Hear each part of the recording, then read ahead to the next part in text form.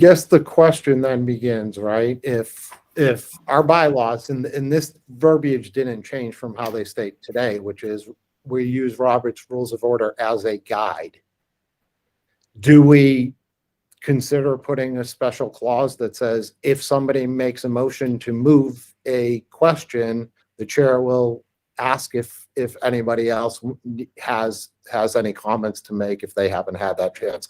I'm not saying that has to go in there. I just want to be prepared that a member of the full body might look at that and say, hey, there's a conflict here, and I'm comfortable that Chair Haber interprets it this way, but who's to say that the chair after it's going to interpret it in that same fashion or that same concern?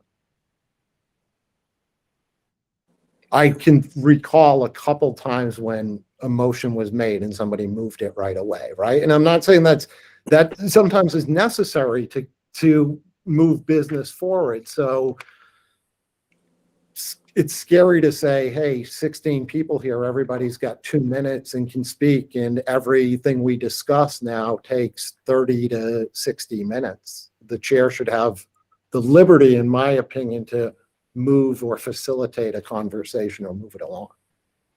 So then the question is, do we need to have everybody has 2 minutes to speak on a motion? So I'm going to go back to what I already said. I still think the original intent of this was to limit the total amount of time, because with a committee this size, obviously people are speaking 3 or 4 times on the same issue.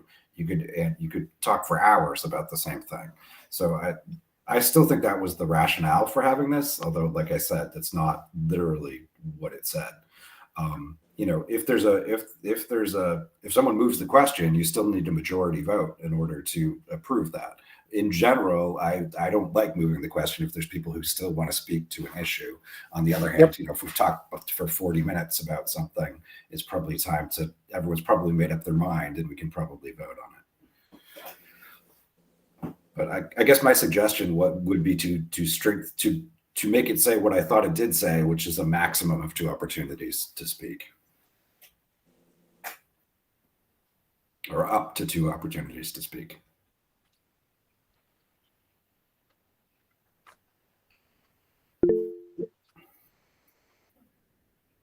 Member Gavardin? Yeah, so that's actually one of the things I was just thinking of. If we were to say up to 2 opportunities, one part of me wanted to say getting rid of the number and just say an opportunity to speak, but then I also see down the stretch in the future that can be open for an interpretation. You could have round robin, you know, discussions, and it could easily get out of control. But I was going to say a clause identifier like up to, or I guess we don't want to get into the habit of saying no motion should go longer than X number of minutes, right? Because then that's really putting a finite. Yeah, I don't want to get too specific on that regard, but that was one thing too that crossed my mind. Do you want to get that specific on allowing somebody only 2? What if they have a valuable deliberating point, right?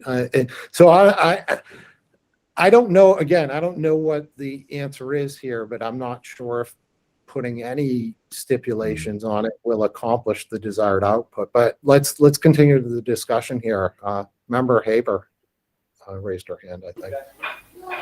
Yeah, I don't think that we generally stick to any of this, quite honestly.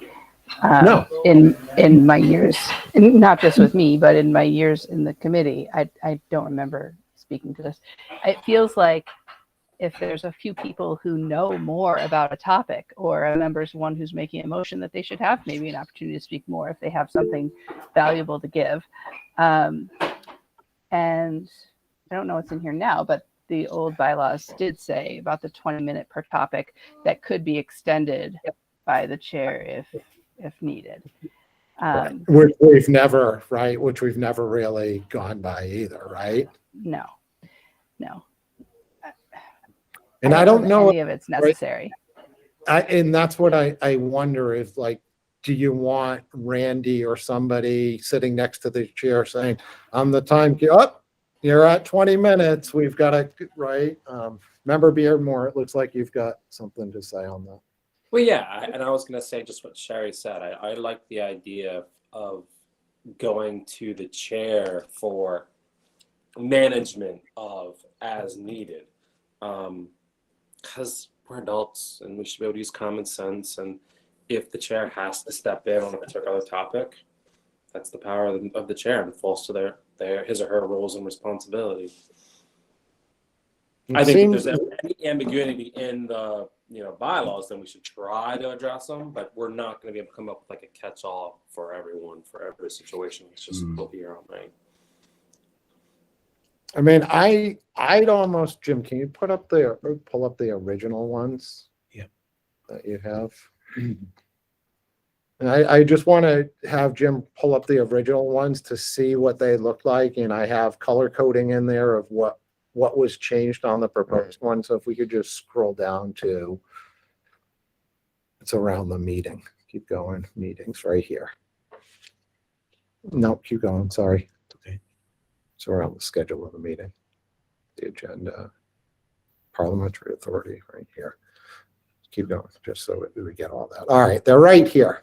So the original ones, and these are what was removed. In order to ensure the orderly and timely conduct of business of school committee meetings, the WRSD school committee agrees to authorize the chair, his or her designee, to observe one of the following guidelines. Like that to me was just an unnecessary statement. That's the role of the chair that we've already talked about, but it's really the guidelines thereof for any given motion that we just talked about, the 2 minutes. The other one, to discussion to exceed 20 minutes. What was also in there was they may extend the discussion in 2 ways: by consensus of the members present, or by recognizing a non-debatable motion to extend the discussion. So it talks about moving, but as a non-debatable to extend. So I almost thought, like, in looking at in the discussion that we have, it's almost this entire clause, including what we talked about, should just be under the discretion of a chair to keep at least that's what I'm hearing, that putting stipulations on it probably isn't it's nice to have them, but we're not using them anyway.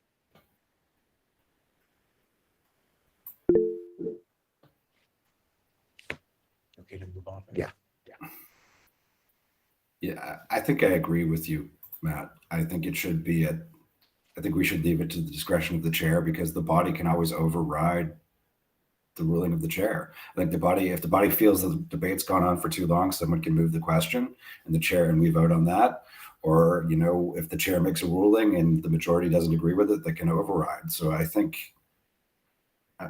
we're probably getting ourselves into trouble putting too much information in here, honestly. Well, so it's a good point, Scott, because I think one of the things that you bring up is, right, we've seen it happen with the chair, where the chair does a great job of, okay, member so-and-so, do you have anything new to add? If you have something new to add to the conversation, and that helps move a discussion along. I think.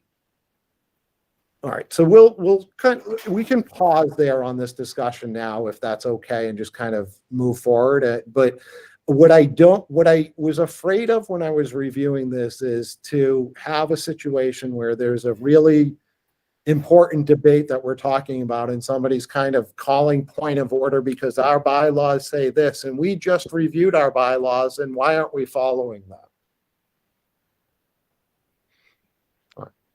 So I'll leave it, like, we can pause that if we want to discuss that, but I haven't heard any powerful, hey, here's why we need it, and it needs to manage and manifest itself in this way.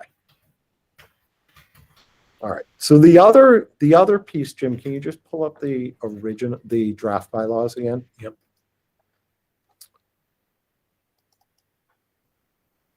Now the other piece, if you could just scroll up for a second. Up. Yeah. I do want to highlight under conducting of new business. I did modify a little bit this item 2 under J. And it's motions to be acted upon under new business must be sent to the school committee chair in writing with rationale appended for placement on the next available regular school committee agenda. I changed that to quote unquote new business. And if you could scroll up, Jim, I'm going to kind of show you why.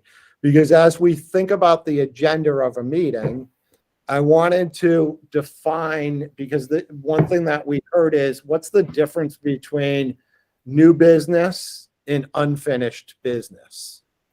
And to me, new business isn't even defined here, because the new business would go to the chair and the chair would figure out where it goes on the agenda.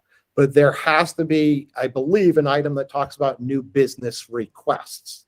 So how do I make a new business request? And then looking at item 4, unfinished business. So defining that as an item that would have been on new business or on business that just hasn't been solved, that continues to stay there, that we know these are things that are out there that might not be brought up at the meeting, but there's an update so things don't fall off the agenda. And I think that was a concern Member Shapiro had brought up in a prior meeting. So I did, and I want to have some discussion around this, but I flipped around a few things. You're going to notice that the student reps report is further down. I wanted to bring up things like committee reports right at the within like the first hour being a focus on education, but the second hour in this case kind of being a focus on the business side of the house. But open to discussion on this. Our past bylaws have an agenda on it with the standing subcommittees. It's going in those proposed changes. There might be changes in the way that the agenda is approached. We'll go back to meeting. Yeah. Go ahead, Sherry. The agenda as we have it now is very restrictive and difficult to, sorry, I'm going to look at my copy so I can in front of me. It's very hard to know where to add things at the moment. So if someone brings a new business item to us, that's not, it doesn't go in this where we schedule new business. It just kind of, well, it goes wherever I think I can put it. If it's something that has to do with the committee, then it goes to a committee report. If it has to do with superintendent, then we stick it there. But sometimes it's none of the above. Like if it's to accept a gift, right now there's no place to put that in our existing agenda. So I'm understanding, if I'm understanding correctly, you're saying that we would put that under unfinished business because it came up as new business. Yeah, you could put it under unfinished business as new business, or we could have another line right above that that says new business right before unfinished. But it gives you that liberty to kind of think of, hey, if there's unfinished business out there and something's been out there for 4 meetings and that's priority, let's prioritize that over something that may be a new business request that would be under unfinished business. Okay. I like the idea of making sure that the superintendent's report includes an education update in some form or another. I just don't know if we have to be so specific in our agenda, I guess. Because we have to go through every step. And then Should we reference it as a sample agenda? that's better. Yeah. And then I would like that. although I do completely understand moving the student reports, I think that one of the benefits of having them early is that sometimes the kids have to leave. They have school in the morning. So, just a consideration. I don't know. And then for actual new business requests, I think they should go at the end so that if there's anything that comes out of the school council reports or anything, that they can react to them. Okay. But just some thoughts. Member Gavarda? Yeah, that was actually to be my thing about the student representatives reports too. Forgive me, I can't remember if we discussed this before. It would be too much to ask to have the student representative reports also go into the superintendent's reports, right? Like to get it ahead of time. There's really no, because that would be putting a lot of burden on students, right?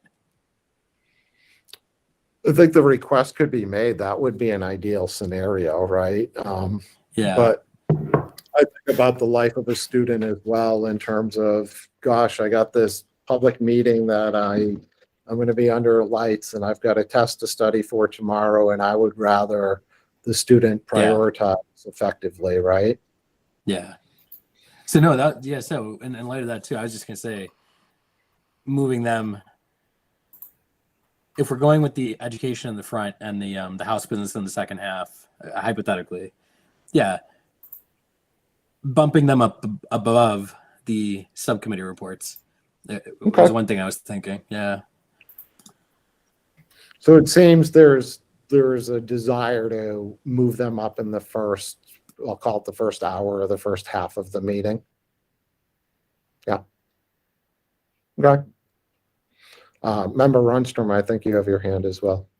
Yeah, I think Sherry just said this, but I think we should try and move in the direction of not making it so limited that this is the agenda. I would much rather have it say these are the things that should be on the agenda. Like each meeting should cover the following topics, and not really lay out that they must be in this order. I think it's too limiting. Okay. Is everybody here in agreement with that? And or is there anybody who feels that we need to be that rigid on an agenda? I love it. And I think it solves a lot of the time problems and can help make things more efficient. Focus on key points.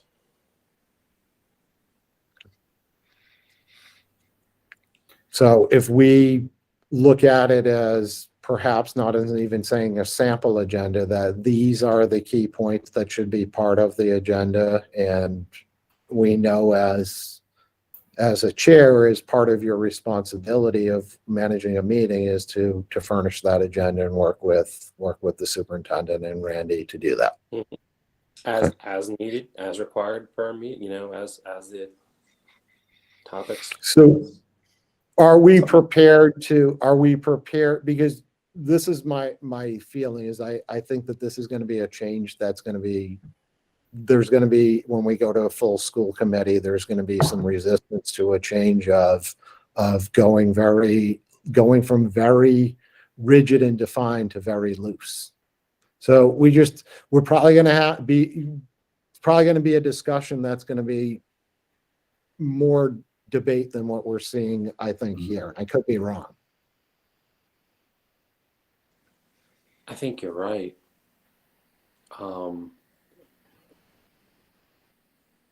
I was just thinking how can we head it off? Go ahead, Sherry. I'm not opposed to listing every topic you have there. I'm just saying these topics need to be addressed. And then what order they go in is maybe just the only part that's relaxed. And I don't think anybody would have a big problem with that.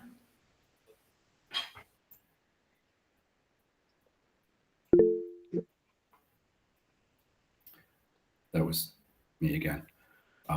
And the order of business is actually laid out, I think, in Robert's Rules of Order too. It's sort of, minutes and then reports and then unfinished business and new business is sort of the standard way most committees run agendas. And then within any of that, the chair usually has, the ability to set a more specific agenda than that. I did spend some time Googling what unfinished business and new business are, because at one of our previous meetings, I remember we had a lengthy discussion. What I found was that most of the committees I've been on have treated those differently and not necessarily the way Google told me what they're supposed to be. But, and maybe you've all done this already, but just for the record, unfinished business tends to be things that you didn't finish at a previous meeting. So that could have been a motion that was tabled, or just you ran out of time. Like we have the 10 o'clock, deadline. So like if we adjourned, it didn't get to some things that automatically go into the agenda into unfinished business, although they should be listed on the agenda under unfinished business. And same thing for new business. What it sounds like is if you add something to new business, it should appear on the agenda under new business at the next meeting. And then there is the opportunity to, usually the chair will ask, is there any other new business at the end of it? So that's what I found out for the record. But like I said, most of the committees I've been on don't do it exactly that way. So I think we can define our own definitions. I think that's fine. All right. So I think we've had a good discussion on that. Any other discussion on the meetings themselves?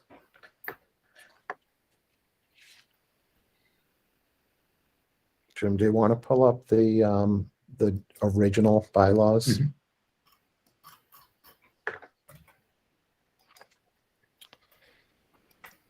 Now, the original bylaws, if you could just scroll down here, Jim. All of these other pieces I did not change or edit, with the exception of policies. I did not understand what this clause meant. It says the committee may make policies not inconsistent with law with the agreement and with these bylaws for the operation and maintenance of the school district. That's quite a sentence.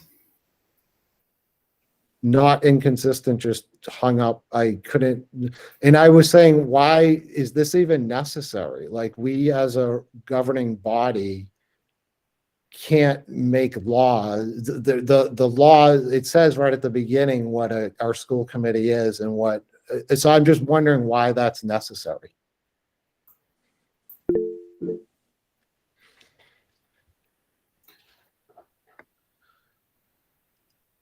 I don't know if I have to raise my hand, but I'm trying to All keep right. some order. Got I think all that's saying is that the school committee can make policy. So we have a regional agreement, we have these bylaws, and the school committee can also adopt policies in addition to the bylaws and the regional agreement. The So not inconsistent with law just to me means that we can't do things that are illegal, which I don't know why we need that language. So I'm wondering, so I'm just wondering if that is necessary. If there's somebody here who feels we have to leave that in there, but as I read that, I was looking and saying, I'm not sure this. No, Matt, I think again, I'd probably agree with you here. It seems like it's well known that one of the roles of a school committee is to make policy. I don't think if we did not have this in the bylaws, there would be any question whether we were allowed to make policy or not. Anybody I feel think it's actually differently? in MGL that says the school committee makes policy. So I think that's That's, back yeah, that's right. Yeah. So that kind of brings us to what's been edited. These documents have been shared.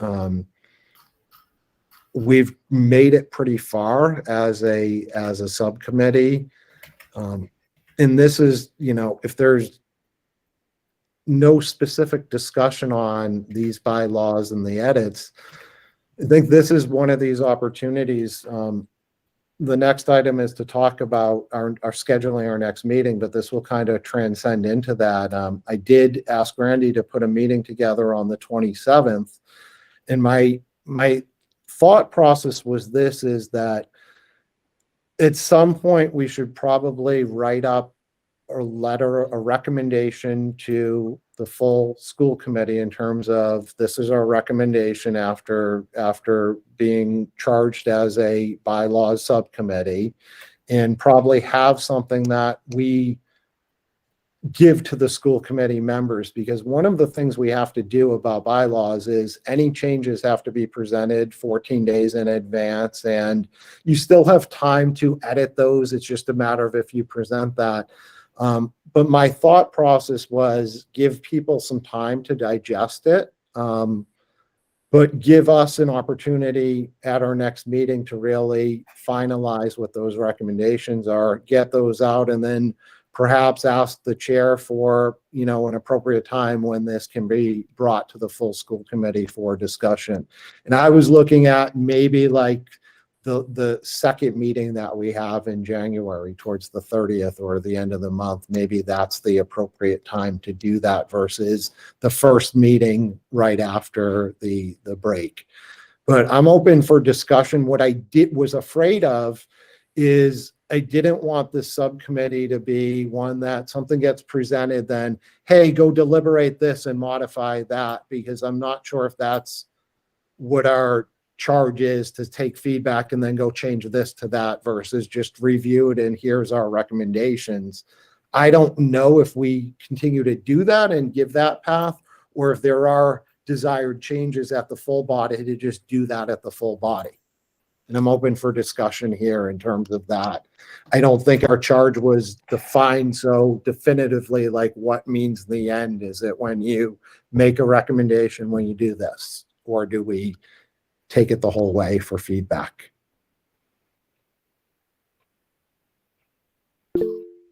Sherry?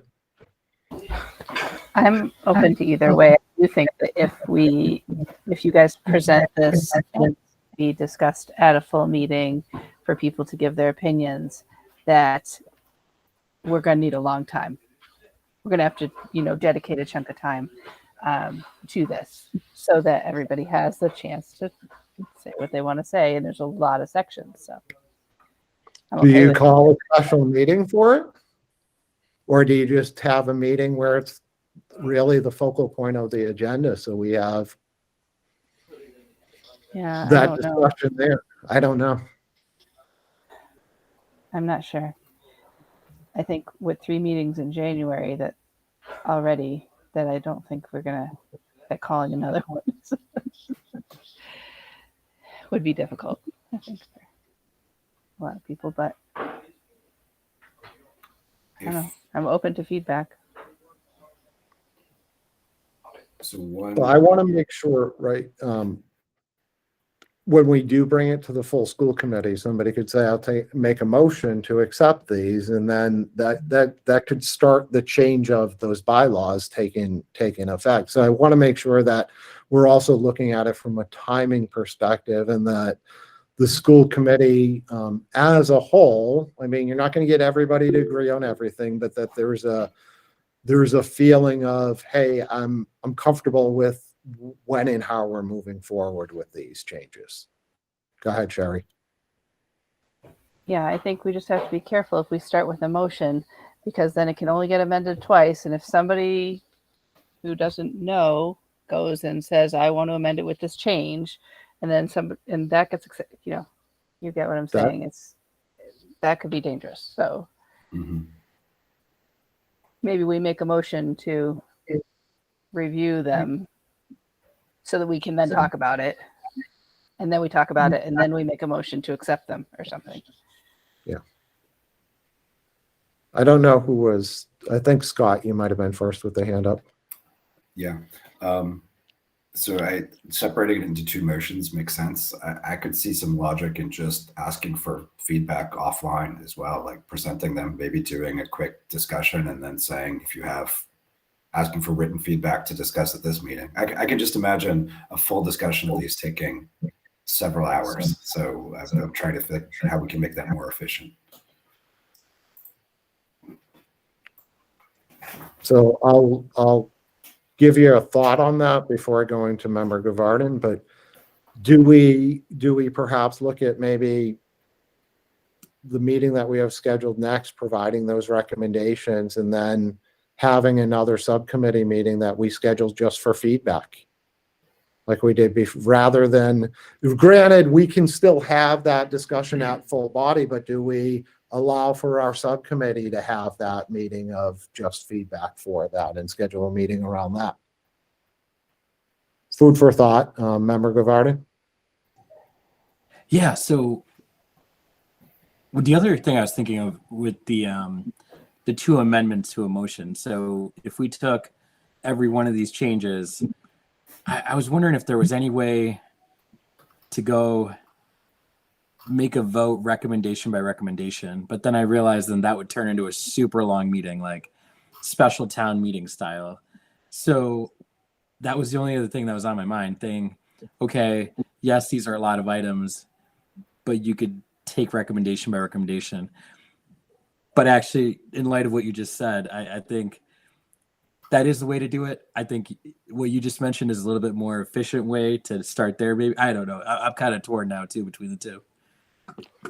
So that's a good call out there. There is, and parliamentary procedure does allow for splitting of motion. So there might be an opportunity to present it as a split motion that these all impact that. That may be the way to go. But maybe we get feedback first from people and we see like, hey, we know that this piece is going to, seems to have the most feedback or the highest contested thing, and maybe we split that piece or those pieces out if need be. But then again, the question becomes, and that my only fear is that when you do that, what happens if 3 pieces fail and 5 pieces pass? Then do you end up with incomplete bylaws? And that becomes really scary, because when something fails, does it revert to the past of what was accepted on that same? So I don't know if splitting a motion would play out here, but it's worth probably looking into. Brett, did you raise your hand, or Sherry? I did, but I don't think there's an easy answer here. I don't. I Sherry? think getting feedback is key. Yeah, if you did split the motion, I wouldn't be too worried about something passing and not passing. We could make it so that they're effective as of a date, and whatever that date is, May maybe or something, just so that it's before our end of our terms. But then we'd have time to reevaluate and change, and everybody should be on the same page by then. What I want to do is allow us to continue to move forward with this, right? And not get into a situation where we're in analysis by paralysis or paralysis by analysis, right? That we're just going back and looking at. So I think we're at a good crossroads here.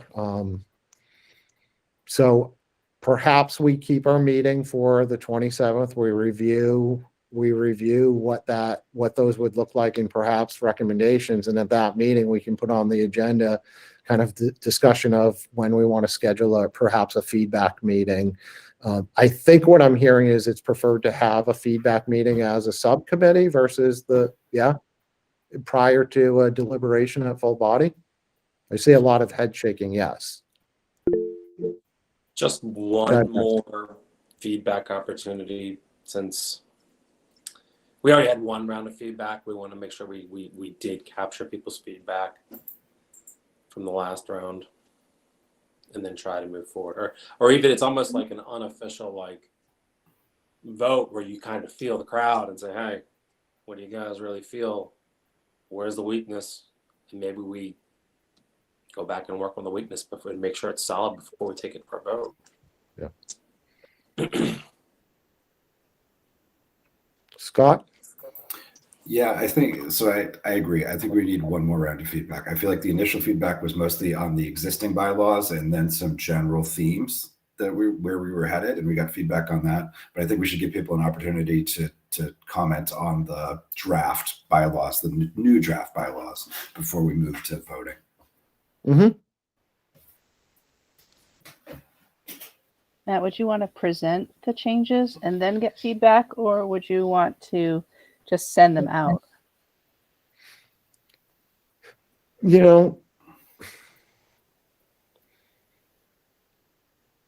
That's where I was thinking that there's kind of a letter of recommendation or a couple of paragraphs of here are these, or and what we considered as we thought about that from a thematic perspective.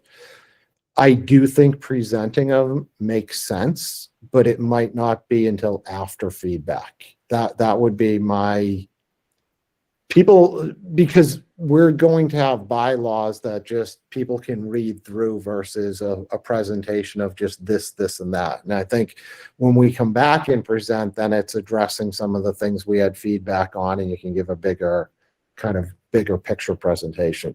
I'm happy to present initially. My only concern with that is it then opens up perhaps question this, question that, where people haven't had the opportunity to fully read and kind of digest it before thinking about feedback. I kind of look at it like the superintendent's evaluation. Like, you really have to read the comprehensive evaluation before you can say whether or not I agree with it versus just a snippet of it. So maybe it could be presented in like a Google Doc form where there's notes where you could include explanations of why changes were made. Because I don't know that we need feedback for things that people understand. Like, oh, that's why they did it. Okay, we don't have to worry about that. So maybe if you could include the notes and why the changes were made, it'd be helpful. That's my hope, is that for our next meeting, I can take a pass at that. And then at our next meeting, we go over the minutes from here. We go through that piece, and we're in agreement with what those notes mean. And then my hope would be that we can distribute that to the full body through the chair and say, here it is, we'd like your feedback, and just do that in a manner that the secretary sends that out. We don't necessarily need that feedback to be deliberated on until our meeting of feedback where we can review that. And perhaps if we have a full body meeting in the meantime, we just encourage people that you've received this and make sure that you're providing that feedback.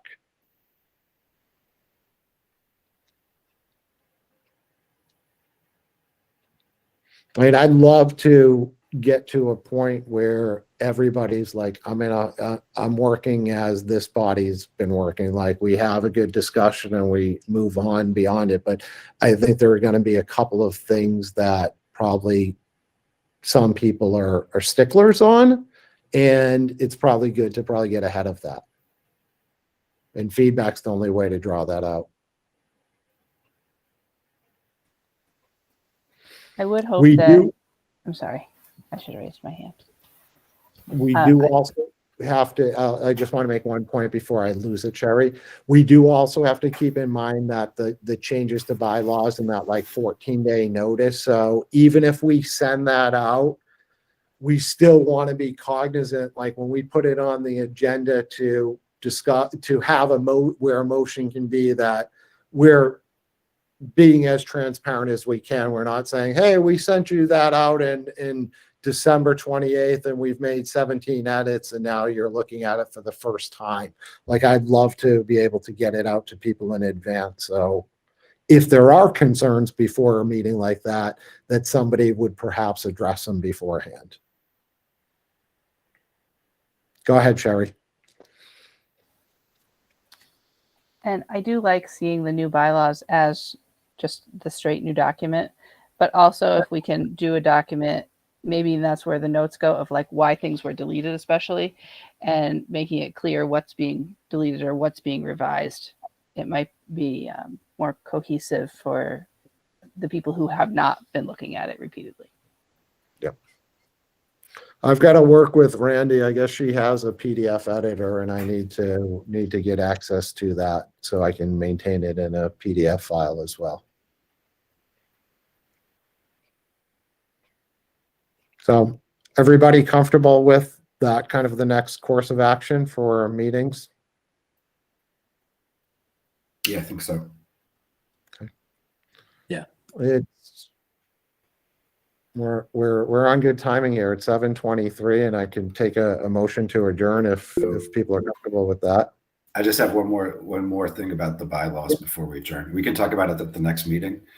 But Go ahead. okay, cool. So I think the one thing that we've missed that I thought we were going to work on is just some language around how the proportional voting works. So I actually put some ideas into the Google folder. It's a document called Bylaw Changes to Reflect Weighted Voting. I think it seemed to me after I thought about it that all we really need to do is define what a majority means and define a majority to be a majority of the weighted vote. And I was also thinking we probably wanted a sentence about how roll call votes should be recorded in a spreadsheet in some format that people can review the results of that vote if they have a question about how the vote came out. So I put some suggested language there. Maybe we can talk about that at our next meeting. Could you, could you just ping Randy on that just to make sure she sends that over to me, and I'll take a look at that and incorporate that into our existing bylaw, unless you've already done Sure. that. It's already in the Google folder with the rest of the bylaw changes. I just saved my Google document there, but I can have Randy send that to you. That's fine. Perfect. We do have 1 minute, Sherry, I'll get to you in a sec. We do have a spreadsheet set up too already for the weighted voting that we plan on reference as part of this as well. So that should be a good starting point, at least for if we wanted to have a copy of this. We do have a working document for that. Go ahead, Sherry. Yeah, I looked at the document and it looks great. I do wonder though how, if we use that, I don't know if it's your intention to use that spreadsheet exactly or something similar, but when someone is not in attendance, how that affects the weighting. Because I guess it could just be counted as an abstention, but it can't be recorded as an extension. So I'm just not sure how we would actually facilitate the actual voting. And then I do have a call into MASC because according to our regional agreement, the subcommittees are operating under the same procedure, but it makes sense to an extent. But if we have one member from Paxton and 3 members from Holden and 1 member from, I don't know, Sterling, that completely screws up the actual weighting. So I'm looking for guidance from them on how other regional committees have worked on weighted voting for subcommittees specifically. I mean, we can't make up subcommittees based on the weighted voting, that based on the makeup of our full committee. That wouldn't work. There are some, I played around with some different scenarios, Sherry, using the spreadsheets and just to see what would happen. And I'm still pretty confident in most cases it's not likely to affect things, but there are some, especially with subcommittees, if you had 2 Princeton people and 1 Holden, there are some scenarios where a quorum is not really a quorum, because if you have like both Princeton people in the same subcommittee, they're basically almost 1 Holden person. So there's some tricky things that can happen there. I don't know if, yeah. So I agree. We need to think about that more. I'm afraid that we're actually restricted by our regional agreement to a point where we are not going to be able to effectively do business in subcommittees. It's going to be a challenge when you think about it, because it's if I read the regional agreement appropriately, it's based upon the weighted voting of the full body. So to your point, if somebody no shows at a meeting, your individual weight's not going to change because they're not there. But when you get into subcommittees, the question then becomes, it's not on weighting that I'm concerned, it's more on quorum. And I think you talked about that in those scenarios. Is it a subcommittee of X amount, and if 2 people show and they're still less than that, what is that quorum amount, right? Because then you have, is it person or is it the weighting? And I believe quorum is based upon person. Right. Person. Exactly. Quorum is based upon person. So if we had a subcommittee of 3 people, maybe this is not a good example. You'll get the idea. If there's 3 people and 1 doesn't show up, and then 1's from Holden and 1's from Paxton, and the Holden guy wins, period, right? Right. Why do Well- we think quorum is based on people and not? I thought it was based on weight. Is that in the regional agreement? Maybe I missed that. It's not listed in the regional agreement, but from the research I've done, it's based on people. Yeah, so if we have a body of 16 in 2 years, what is quorum? If a quorum to have the meeting to me, and I could be is 9. It doesn't matter what the Yep. vote is. It's nine members of the body. Right. So my suggestion is we put that into the bylaws either way, because I think we can probably define it. So I'm fine with doing either one, but I think that we should define that in our bylaws. We should just have a sentence that says, what is quorum? Because that, to your point, so to that point, Scott, right? Let's just fast forward 2 years. There's 16 people on. 9 people show up at the meeting Monday. We have another meeting in 2 weeks. 9 different people show up, or 7 of the same show up in two different. Your total weights might be completely. That's why having that piece of evidence is going to be paramount, because you might have weird looking outcomes of votes. But Because people are going to look at the total weight versus this total weight. And they might say 7 voted this way this week and 9 voted that way. And it was more like 50-50, but next week 9 voted this way and 7 voted this, or different numbers of people, right? 6 voted this way and 3 did, and there was a bigger difference. So yeah, I'll definitely suggest, I think at our next meeting, we should take some time and talk this through, because this seems like something that'll result in a lot of confusion. So we should make sure we're getting it right and we know what we want to recommend. Now, this is off topic here of bylaws, but more on that I don't want to get too off topic, but we might want to think about a way as a full committee before the change in May. Can we do a trial run of this, a dress rehearsal of what it would look like with a fake motion or things like that? Because we're going to look, if we don't have that and have, even if bodies change through that course in May, like there's got to be some level of confidence going into it, because we're just going to talk, what are we doing here? What is this? What is that? Go ahead, Brett. I almost go back to that like sample scenario. Yeah, they're going to need guidance so that when they're in their subcommittees, they have something to fall back so that there isn't confusion or mistakes made. So yeah, we're gonna have to noodle out some scenarios, and I think put them to paper, put them to presentation or something, so people can have them as like a quick reference guide. The bottom line is, no matter what we do with the bylaws, we can't impact the change to weighted voting until after the next term. So we can do it in test scenarios, but we can't put it into real life practice. So we've got to think about that. Yeah, that's not what I'm saying. What I'm saying is to make sure people really are comfortable with it before we move forward. So, I think we're saying the same thing. Yeah. okay.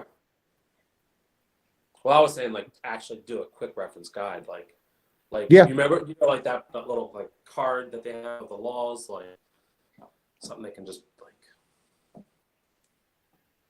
So Sherry, you had said you had a call into MASC. Is it around quorum versus majority voting on subcommittees? Is it that, or are we comfortable that we know quorum is people?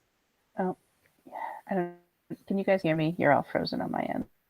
We can hear you, but your video is frozen. You're back. Okay. The call into MASC is about was about quorum, specifically for subcommittees, and how the weighted voting affects the subcommittee makeup, and if we needed to be concerned about which members are placed on which committee based on their weighting, which I think would be horrendously difficult, and somehow uneven and unfair. and not necessarily putting the right people in the right committees where they're most effective. I don't know. Yeah. So I'm just looking to find out how other towns who use weighted, other regionals who use weighted voting, how they operate their subcommittees and see what they say. And if it means that, I mean, I really don't want to go there, but if it means that we have to ask to make a change to that regional agreement to change the subcommittee line because we didn't think it through well enough, then I don't know. I don't know what the answer is.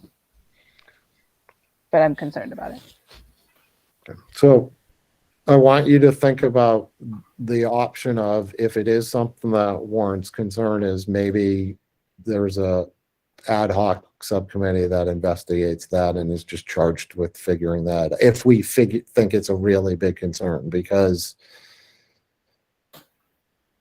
as you talk about it, I sit there and I say to myself, well, are we helping ourselves or hindering ourselves, right? We don't have a say right now because the regional agreement's already passed. But if we've identified this as something that's going to be a hindrance, well, let's try to get ahead of that.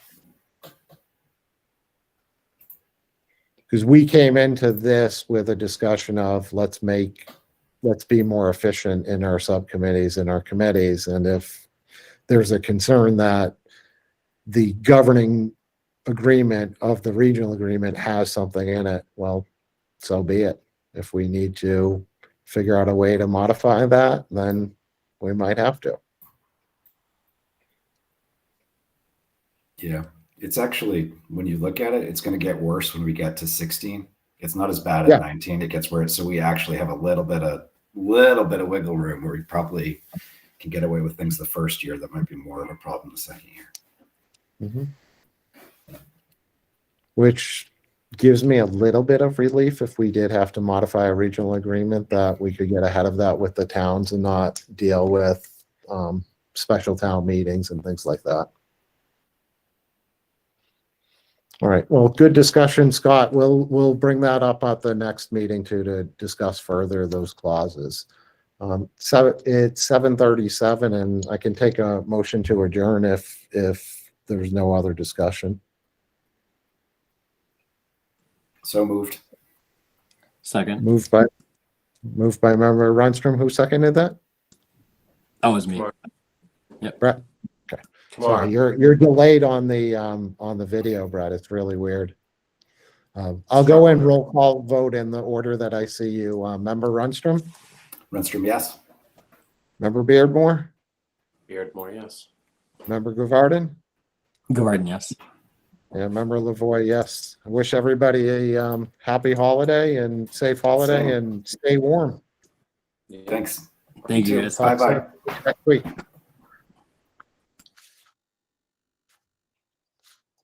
Good discussion. Yep, absolutely, man. Good. Appreciate it.